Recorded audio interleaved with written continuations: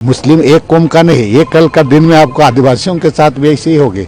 आपका यहाँ CNT का 5th शेड्यूल है, बहुत सारा अनुसूचित क्षेत्र है, आपका 5वीं अनुसूची है। ये तमाम ईसाई सिख सभी लोगों के साथ में ये इसका प्रभाव इसका पड़ेगा, जो देश के हित में ठीक नहीं होगा। आप मुसलमानों को इतना अपमान और इतना नीचा दिखाने का भारतीय जनता पार्टी या तो क्यों करता है? इनकी देश की आज़ादी में इनकी कितनी बड़ी भूमिका थी। और आज आप देखे होंगे कि जो उपराष्ट्रपति धनखड़ साहब का जो बयान आया, जो आपका सुप्रीम कोर्ट पर टिप्पणी आई है, इसके साथ साथ आपका निशिकांत दुबे जो आपका गोड्डा के MP है, बताइए इस तरह का बयान आना, इस तरह की बात करना, देश को बोलना, ये आप क्या दिखाना चाहते हैं? तो मानसिक दिवालियापन ही कहा जाए। वो आप कानून में जो संशोधन 2025 जो संशोधन किया गया है, जो दोनों सदन से पारित हो गया, पर ये बिल्कुल इसकी ज़रूरत ही नहीं थी। मैंने एक तरफ से लोगों को भटकाव करने के लिए, मुद्दों से भटकाने के लिए इस तरह से इनके द्वारा किया जा रहा है।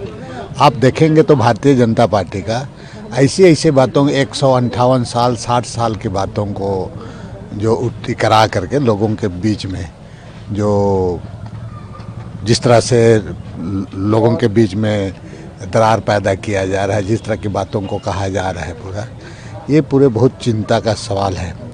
आपने देखा होगा कि इनकी मानसिकता क्या है। ये लोग संविधान को तो संशोधन की बात पहले से करते आ ही रहे थे, और आप तो कर भी दिया। और आज आप देखे होंगे कि जो उपराष्ट्रपति धनखड़ साहब का जो बयान आया, जो आपका सुप्रीम कोर्ट पर टिप्पणी आई है, इसके साथ साथ आपका निशिकांत दुबे जो आपका गोड्डा के MP है, बताइए इस तरह का बयान आना, इस तरह की बात करना, देश को बोलना, ये आप क्या दिखाना चाहते हैं? तो मानसिक दिवालियापन ही कहा जाए। हमें ऐसे लोगों को तो तुरंत ही सुप्रीम कोर्ट को इसके लिए संज्ञान लेना चाहिए और ऐसे लोगों पर कार्रवाई भी होनी चाहिए।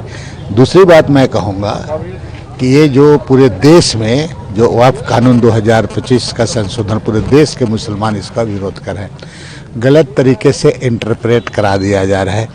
देखिए, मैं सिंपली एक बात कहूँगा पूरा कि इस तरह की बातों को ला करके आप जो लोगों का जो आपसी भाईचारा प्रेम है, आप इसको देश में कहाँ ले जाना चाहते हैं? और अगर हम एक बात कहना चाहेंगे कि मुसलमानों का जैसे आपका कहीं मान लिया एकरा मस्जिद हुआ, उनका वक्फ है, उनका तो कागजात भी, दस्तावेज भी उनके पास में है अगर आप देखेंगे तो। लेकिन आप अगर इस तरह की बात को उठाएंगे तो आप जो आपका पहाड़ी मंदिर है वहाँ पर किसी के पास कागजात है क्या? कागजात है क्या? मैंने एक उदाहरण स्वरूप दे रहे हैं। तो आप जो चीज़ देश में चल रहा है, संविधान को छेड़छाड़ करा करके आप देश को कहाँ ले जाना चाहते हैं? आप यहाँ का एजुकेशन हुआ, एग्रीकल्चर हुआ, रोजगार हुआ, इस दिशा में देश को आप ये कराइए।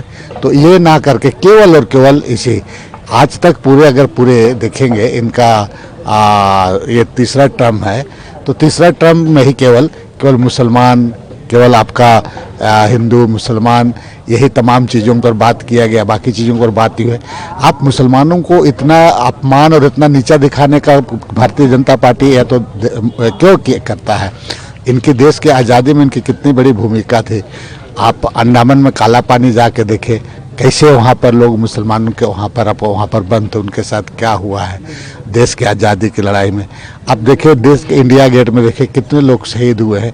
तो एक तरफ से मुसलमानों को आप इस तरह की बात को करा करके आप एक इस माहौल एक पैदा करना चाहते हैं, लोगों के मन में एक देना चाहते हैं ताकि लोगों में एक माने दरार पैदा हो। तो इन तमाम चीज़ों को लेकर कि भाई आने वाले दिन में भी ये आंदोलन पूरे ये होगा। और राज्य के मुख्यमंत्री जी भी कहा है कि उन्होंने अपने अधिवेशन में भी कहा है कि ये वक्फ कानून यहाँ पर किसी भी हालत में हम जो संशोधन भारत सरकार है उसके यहाँ पर नहीं होने दिया जाएगा। अब है कि मैंने आज हम लोग यह किया कि ये लड़ाई आगे जारी रहेगी शांतिपूर्वक ढंग से, चूँकि अपना संवैधानिक अधिकार है, इस पर आपको रहना चाहिए। इसमें भारतीय जनता पार्टी को इतना मैंने जिस तरह से शुरू से ही इसका विरोध हो रहा था, जॉइंट पार्लियामेंट कमेटी भी बना था, उसमें भी ज़बरदस्ती जिस तरह से किया गया, जॉइंट पार्लियामेंट कमेटी में भी चीज़ों को सुनी नहीं गई और संशोधन कर दिया गया। तो ये तो एक तरफ से उबाल है और आप इस कौम को आप एक तरफ से उनको आप माने उनको आप एक ये करने क्या बोलेंगे उसको कि उग्र करने का आप ये करने खाने का काम करते हैं। तो ये इसी के लिए आज यहाँ पर लोग जमा हुए थे और ये आंदोलन आने वाले दिन में, जब तक उम्मीद है माननीय सुप्रीम कोर्ट से कुछ राहत मिलेगा, लेकिन हम आने वाले दिन में अगर ऐसा होता है, नहीं होता है, तो हम लोग आगे भी ये लड़ाई आगे जाएगा। और ये केवल मुस्लिम एक कौम का नहीं, ये कल का दिन में आपको आदिवासियों के साथ भी ऐसे ही होगी। आपका यहाँ CNT का 5th शेड्यूल है, बहुत सारा अनुसूचित क्षेत्र है, आपका 5वीं अनुसूची है, ये तमाम ईसाई सिख सभी लोगों के साथ में ये इसका प्रभाव इसका पड़ेगा, जो देश के हित में ठीक नहीं होगा। आप आदिवासियत की लड़ाई लड़े हैं, खतियानी का लड़ाई लड़े हैं, जो संशोधन है उसमें 5th और 6th शेड्यूल के लिए विशेष प्रोटेक्शन दिया गया है, उसके बारे में क्या कहेंगे? प्रोटेक्शन दिया गया, ये जो आपको सिंपली इसको यही कहा जाए कि अपने उद्योगपति मित्रों को लाभ पहुंचाने के लिए आने वाले दिन में ये 5th शेड्यूल पर भी, क्योंकि हमारे ये झारखंड में 5th शेड्यूल है, आपका नॉर्थ ईस्ट में 6th शेड्यूल है, तो इसका यहाँ भी इसका प्रभाव पड़ेगा, इसका असर पड़ेगा। और सिर्फ इसका एक ही मतलब है इनका कि उनको जमीन को ग्रैब करना, उद्योगपतियों को देना, ये उनका मकसद है। और साथ साथ इस तरह की भावना भड़का करके आपको सत्ते में बना रहना चाहता है। उसमें कहा गया है कि शेड्यूल्ड एरिया की जमीन को वक्त के नाम पर कब्जाया नहीं जा सकता, इस पर क्या कहेंगे? देखिए, इनकी बात इनके करनी और कथनी में दोनों में अलग अलग आपको दिखता है। कब ये क्या करेंगे, ये तो शुरुआत है, ये शुरुआत है। अगर ये तमाम चीज़ों को ये जिस दिन भारतीय जनता पार्टी अगर इस पर विराम लगा देगी तो इसकी राजनीतिक दुकानदारी बंद हो जाएगी। इसीलिए इस तरह की चीज़ों को वो खुद ब खुद उसको विवाद पैदा करती है। ये जो 5th शेड्यूल में हम आप देखा होगा कि यहाँ के पूर्व मुख्यमंत्री रघुवर दास का भी बयान आया था कि यहाँ का उनका स्वशासन, उनका ये करने के लिए उसका हम रक्षा करेंगे। इनको एक बार मौका मिला इन लोगों को यहाँ पर, तो 3 मिनट में CNT 1 पर संशोधन कर दिया गया। इनका कथनी और करने में अंतर है।